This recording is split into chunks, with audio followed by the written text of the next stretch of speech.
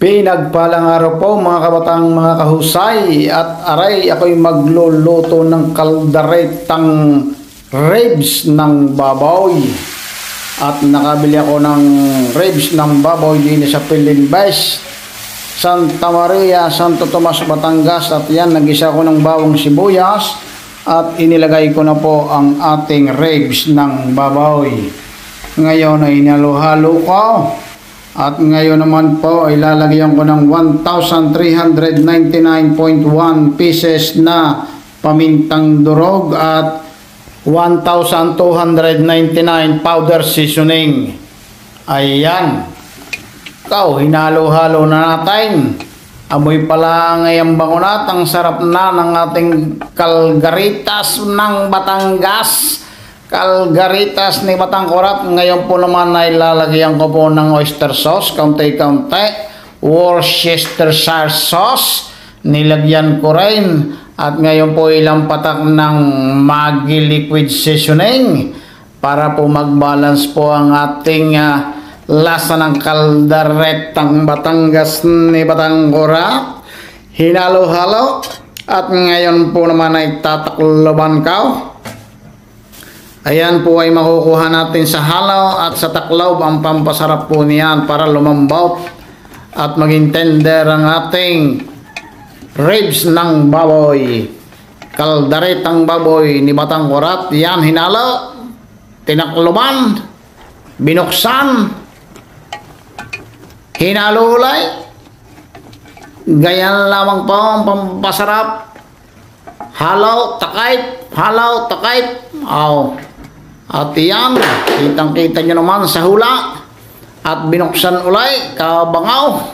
At lalagyan ko po ng tubig na mainit. Kita nyo kanina, ang tagal kong binuksan, hinalo, sinaraduhan. Ay baka mga 4 na gayon. Pinagkatas ko muna sa sariling katas ang ating ribs ng baboy. Saka ko nilagyan ng sabaw na mainit o tubig na mainit, tubig na malinis mula sa Pasig River. At nilagyan ko po ng isang pork nor cubes. Tinakluban at binuksan. Ilalagay na ang patatas ng inyong abang lingkod para ito ay lumambot na rin. Magkasabay-sabay ang ating baboy at ang patatas. Nilagyan ko ng 5 pirasong kalamansi. At lalagyan ko po ng dahon ng laurel. At meron din po ako dito yung chorizo, pero pampansit, hindi dibilbaw. At ang bell pepper at saka ang cheese. At lalagyan ko po ng pickles release, mga 121. At ang pineapple chunk ay mga 69. At ang mga 3 gapatak na ketchup para mag-iba-iba naman ang kulay, hindi maitim-itim. Medyo may kaunting pula. At yan, kita nyo ngayon, lalong gaganda yan mamaya pag natakpan, natakloban. Kita nyo, tinakloban. Ngayon naman ay inalang siyang takip. Kitang-kita nyo na, gumanda na lalo ang kulay. Ay kalgaritas na ang kulay, ang bangaw. Ay iyan.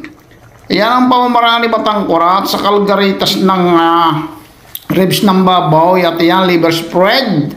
Itinago ko sa pangalang Reno. Baka naman aking hinalo-halo na naman para mag-penetrate ang lasa ng Reno o ng liver spread sa ating ribs ng baboy. Ayan, lalong gumaganda ang kulay at kulo. Tuloy na tuloy ang kulo.